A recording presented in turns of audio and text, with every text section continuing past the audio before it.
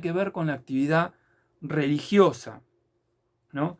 El tiempo en la Edad Media no era homogéneo con nuestro tiempo, que el tiempo de Argentina se puede comparar con el tiempo de México, el tiempo de México se puede comparar con el tiempo de China, el tiempo de China se puede comparar con el tiempo de Francia, ¿no? Sino que cada tiempo tenía que ver con el ordenamiento de la sociedad, digamos, en del feudo, o sea, de un espacio no en sentido amplio, sino de un tipo de sociedad organizada en el mundo rural, ¿no? Es un tiempo, este tiempo, el tiempo rural, es un tiempo organizado en base a los relojes biológicos. Se inician y se termina con la salida y la puesta del sol. Implica 7 horas canónicas, donde hay que rezar en cada 7 horas canónicas. Y si ustedes saben que el sol sale todos los días a una hora diferente y se pone todos los días a otra hora diferente, verán que nunca las 7 horas canónicas son iguales a las 7 horas canónicas. Las aleluyas, las laudis, etcétera, etcétera. O sea, el tiempo transcurre de acuerdo a los ciclos biológicos porque en el campo uno se levanta a la salida del sol para trabajar y vuelve, digamos, de trabajar a la puesta del sol. Y eso solamente se interrumpe para los ritos religiosos que tienen una función de ordenar. En algunos lugares, como por ejemplo las abadías, se tomaba en cuenta que al ser un lugar mucho más complejo y, digamos, vivir en comunidad, se necesitaba formas de, digamos, de medir el tiempo eh, homogéneas. Entonces se buscaban el transcurso del tiempo, medir el transcurso del tiempo, por ejemplo, o colocando bolitas de metal en las velas, ¿no? A iguales distancias, y a medida que iba sonando por, digamos, desprenderse de la cera de la vela y caer en un plato de metal, uno iba sabiendo que el tiempo iba transcurriendo. Otra forma de medir el tiempo era a través de las campanas comunales. Cada sonar de una campana tenía una explicación, o sea, estaba anunciando algún evento, o sea, digamos, hay una asamblea comunal, o se está llamando al rito, o es la hora de rezar, etcétera, etcétera. Eh, e incluso nosotros tenemos una idea del tiempo eh, muy claramente relacionada al modo de producción capitalista, pero en las ciudades, donde era más compleja la vida, el tiempo, digamos, no transcurría de la misma forma. ¿Por qué? Porque si uno quería producir un valor de uso, ese valor de uso, en nuestra idea, una de las cosas fundamentales que uno tiene en mente es que el tiempo que uno lleva en producir ese valor de uso, ¿por qué? Porque está toda la presión del tiempo socialmente necesario a través de ese valor de uso. Sin embargo, un artesano de la Edad Media no prestaba atención al tiempo, prestaba atención al detalle. Entonces esto significa que uno no le presta atención a algo externo, sino que le está prestando atención a que la tarea se realice de forma concreta. Con lo cual no hay apuro, a eso voy. Otra cuestión también respecto al apuro, ¿no? Tiene que ver con que si uno llegaba a la universidad, uno daba su tesis de doctorado cuando uno sentía que estaba en condiciones. Entonces no era un examen, tal cual estamos acostumbrados, que nosotros en nuestra sociedad tenemos que ir pasando exámenes todo el tiempo, sino que era el alumno se convertía en maestro al momento de presentar la clase magistral y ya no era, digamos, no era puesto en una posición subordinada, como supone ser un alumno con respecto a un profesor, o, digamos, sino que ya era un igual. ¿Por qué? Porque nunca se le hubiera ocurrido hacer trampa, copiarse, ¿no? Eh, digamos, uno exponía el conocimiento cuando el conocimiento ya lo tenía, ¿no? O sea, fíjense lo profundamente diferente que es esa concepción del tiempo a nuestra concepción del tiempo, ¿no? Esa concepción de examen a nuestra concepción de examen, ¿no? Eh, donde está siempre la idea de que, digamos, de que están tratándome de filtrar o de buscar aquello que no conocen. En esa sociedad, el que se presentaba, ¿no? Se presentaba porque sabía y no iba a hacer trampa. Y se presentaba porque ya había cumplido el ciclo que le permitía alcanzar la condición de maestro, ¿no? Lo mismo pasa con, les digo, con los artesanos, etcétera, etcétera. El calendario era muy difícil organizarlo porque el calendario estaba mal calculado en aquel momento. Había dos formas, la forma de Ptolomeo, que implicaba que la Tierra estaba levemente desfasada del centro de la Tierra, y la forma aristotélica, que suponía que la Tierra estaba en el centro del universo. Estaba en el centro del universo. Con una serie de implementos que acá no vamos a hablar, el ecuante, digamos, una serie. Se calculaba el movimiento de los astros como bastante bien, porque pensando que la Tierra está en movimiento y que, digamos, gira alrededor del Sol y el universo está todo en movimiento, se pensaba que con la Tierra inmóvil y se calculaba las fechas del año. Ese era un calendario que se llamaba juliano, pero al surgir el Renacimiento y empezar a tomar fuerza el modo de producción capitalista, se necesitaba ordenar el tiempo, porque el tiempo de esta forma no era conmensurable entre sí. Se notaba que el tiempo estaba mal y se le agrega el año bisiesto, ¿no? Y se le agrega, digamos, se hace un cambio digamos, en el modo de calcularlo que implica es el calendario que hoy tenemos, que es el calendario gregoriano, el calendario, digamos, de un papa que se llamaba Gregorio XIII, que se impulsa en 1582. ¿Qué significa, no? Que ese tiempo ya nos está preanunciando, esta transformación del calendario nos está preanunciando la entrada a la modernidad, el surgimiento del modo de producción capitalista, porque es en el modo de producción capitalista donde necesitamos medir el tiempo de forma homogénea y matemática. Justamente el modo de producción capitalista supone el surgimiento de una clase social que encarna en ese modo de producción capitalista, que es la clase social burguesa, ¿no? Al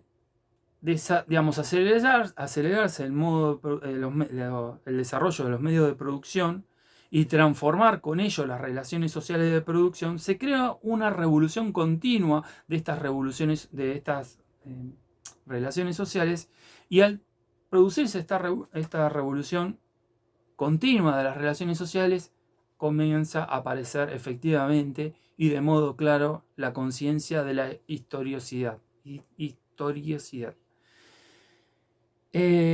Esto ¿qué supone, más allá que me estoy trabando en mi trabalengua, ¿no?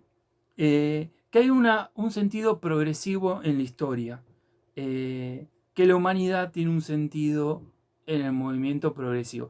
Esto va a llevar a las ideas evolucionistas de que hay una historia predeterminada. Después lo pueden conectar con la unidad 1, donde la sociología en en Weber y en Durkheim, y Marx por antes que ellos, digamos, utilizan la historia de una manera diferente. Pero esto supone que atrás de esta forma de conceptualizar el tiempo, que no es un producto de genios ni de nada, sino que es un hecho social, está la relación social fundamental del modo de producción capitalista, que es la mercancía. Y la mercancía esconde el tiempo socialmente necesario, y de allí la importancia, ¿no? De tener una nueva forma de tiempo, que es un tiempo homogéneo, es siempre igual, es rítmico, es cadencioso, es racional. Los tiempos anteriores no eran racionales. Es universal, ¿no? Y se expresa de forma mecánica. ¿Qué es un reloj? Un sistema mecánico, ¿no? Lo cual eso permite ser homogéneo y mensurable. Deja de ser un tiempo urbano para ser un tiempo rural para ser un tiempo urbano. Me anticipé. Es decir, si la forma del tiempo en la Edad Media, esta forma de un espiral ascendente donde se mezcla el eterno retorno con el tiempo lineal, era un tiempo básicamente rural, porque la sociedad feudal era una sociedad rural. El modo de producción capitalista es básicamente una sociedad que se asienta en las ciudades, ¿no? Ciudades que son muy diferentes a la Roma antigua o a Atenas o alguna ciudad así. Esas eran ciudades básicamente donde digamos, vivían los terratenientes. Estas ciudades son ciudades con las características propias del modo de producción capitalista. Entonces, justamente la aparición de Galileo viene a dar cuenta de que hay una acumulación de errores, ¿no?, en la medición del tiempo que tienen que ver cómo se conceptualiza la ubicación del planeta Tierra con respecto al Sol.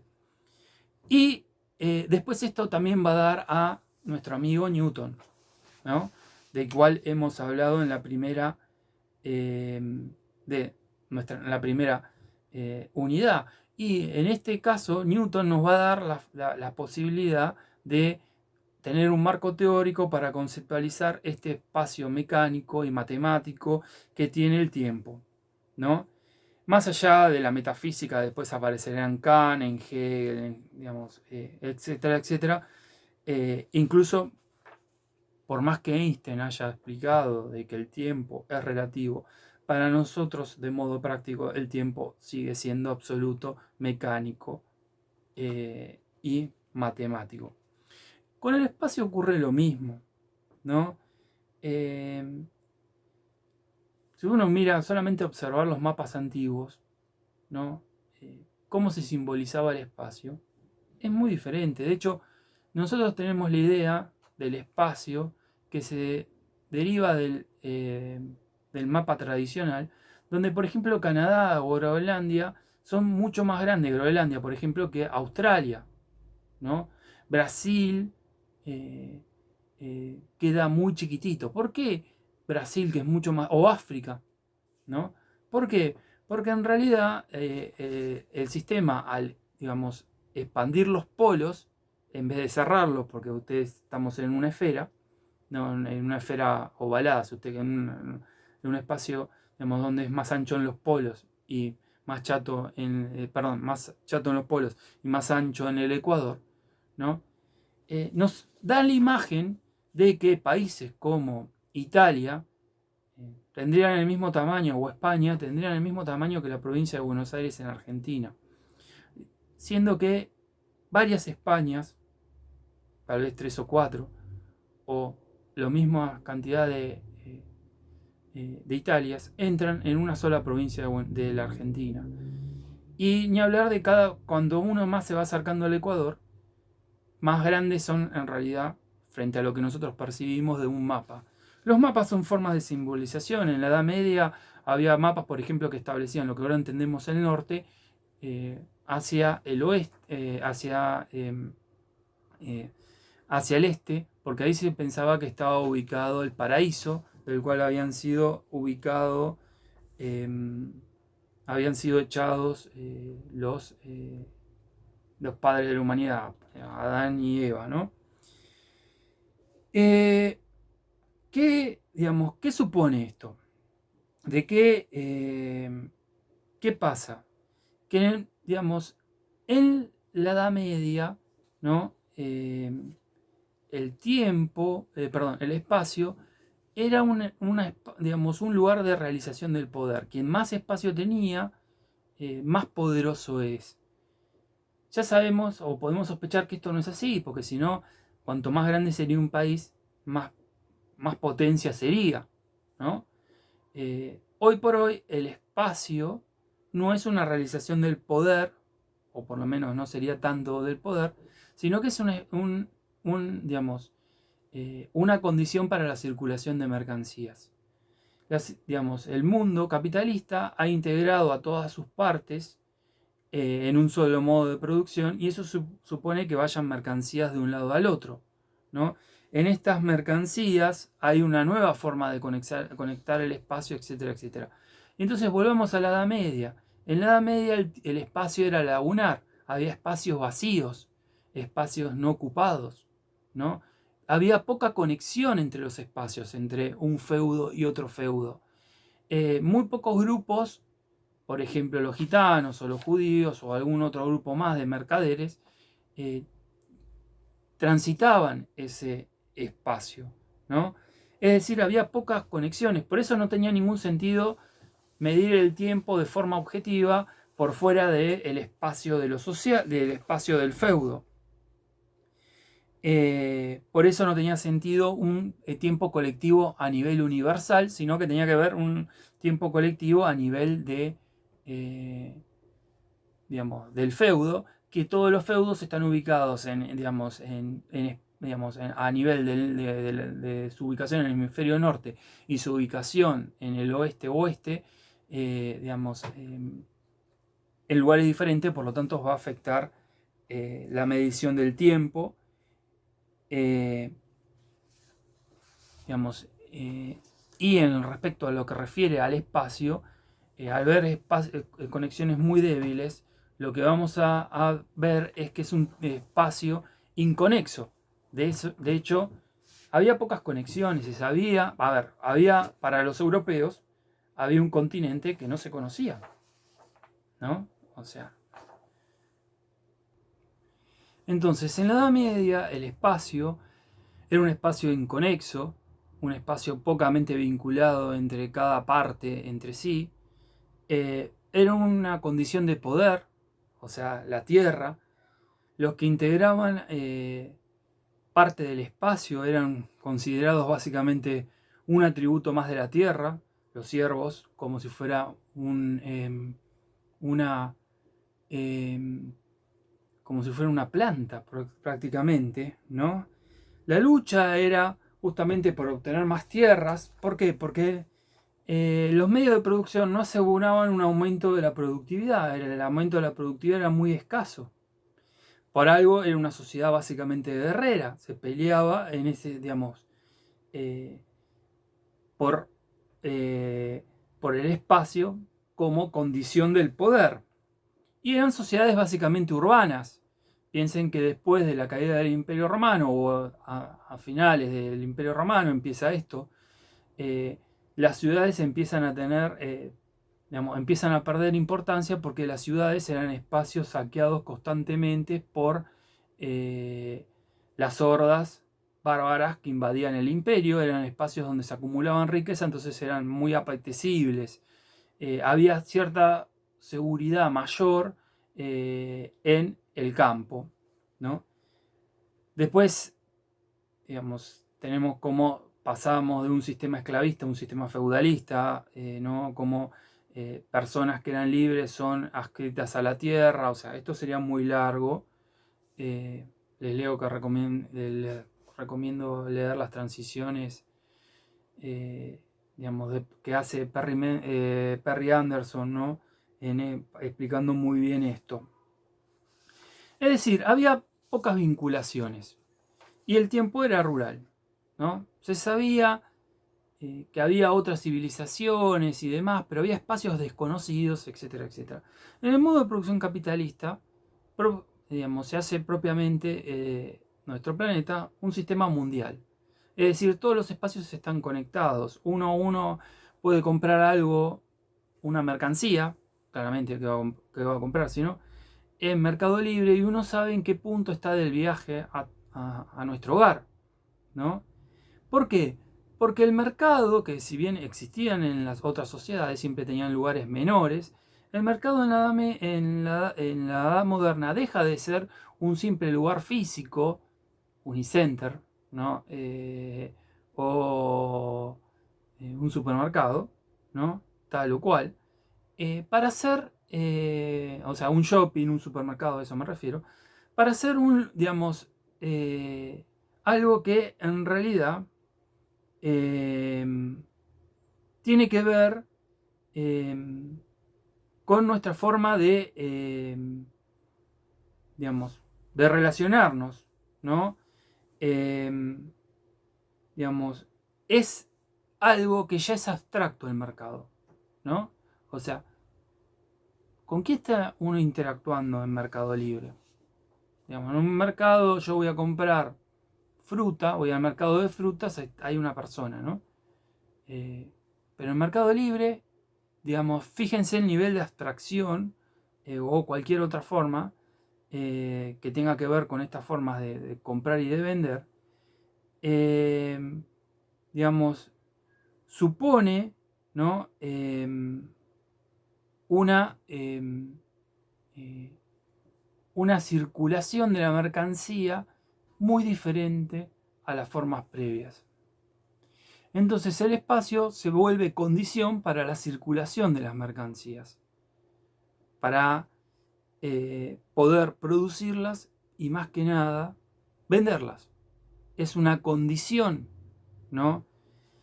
Y en este sentido se necesita ser normalizado, se elimina el aquí y ahora subjetivo y se instala, por ejemplo, el meridiano de Greenwich, los trópicos, el Ecuador, que establecen a qué punto objetivamente está Buenos Aires del meridiano de Greenwich o del Ecuador. Y, digamos, eso permite calcular qué distancia se transcurre hasta la Ciudad de México, ¿no? Eso permite sistemas de navegación, permite todo lo que tiene que ver con la modernidad. Es decir, se elimina el aquí y ahora a nivel subjetivo, pero siempre el acto de denominar, digamos, Greenwich o decir que el norte es arriba, siempre es un acto subjetivo en un punto. La latitud y la longitud son objetivas con respecto a Greenwich o como planteamos un mapa de alguna forma tiene algo digamos, de objetividad, pero Mafalda ya decía, ¿por qué el norte está arriba? ¿No? Esa es una ubicación simbólica. Si el espacio es infinito, no hay arriba y abajo, ¿no? Es un acostumbramiento que es egocéntrico, ¿no? Establecer un mapa hacia arriba, egocéntrico, sociocéntrico, porque sabemos que fue constituido en los hemisferios norte, ¿no? Etcétera, etcétera. Entonces, lo que vamos a, digamos, a entender de esta clase es que nuestros cuerpos no transcurren en abstracto, no son solamente determinaciones biológicas, sino que están, digamos, construidos para esta forma de producción y de reproducción social. Nuestros cuerpos tienen hábitos, costumbres que se desprenden, formas de comportamiento, formas de sentir, ¿no? Producidas y adaptadas para la vida en principio en la ciudad. En la ciudad es el asiento espacial del sistema capitalista, ¿no? Es de donde se desprenden formas de sociabilización mucho más complejas que explican por qué, digamos, sentimos transcurrir el tiempo o nos relacionamos con el espacio de una manera particular, ¿no? Y finalmente, ¿no? Les quiero agradecer a todos ustedes, a todos los que estuvieron en las clases, digamos, en estas circunstancias tan difíciles que es la pandemia. Hemos, digamos, variado el espacio, ¿no? Para adaptarnos a estas circunstancias. Variamos el tiempo, ¿no? Digamos, no es lo mismo una clase presencial que una clase de este estilo, virtual, ¿no? Pero bueno, nos hemos adaptado lo mejor posible, ustedes y yo, frente a este desafío. Y bueno, les quiero devolver, digamos, el afecto que me dieron en la última clase. Y estoy bastante contento como salieron las cosas, especialmente porque cuando uno hace se equivoca y cuando uno hace por primera vez se equivoca mucho más. Probablemente el segundo cuatrimestre, si se da en estas condiciones, sea mejor, pero bueno, a todos los que vieron las clases. Obviamente hay errores, yo no sé, ahora no tuve tiempo de aprender a manejar, tipo, si me equivoqué en una palabra, dije algo mal, yo cuando veo los cosas me doy cuenta, que metí la pata y qué sé yo, pero eh, creo que sirve este espacio, estamos aprovechando las cosas como digamos, los recursos que tenemos lo mejor posible, especialmente porque esto lo tuvimos que hacer ustedes y yo, los alumnos y las alumnas, con, con quien soy su profesor. Así que les mando un abrazo grande.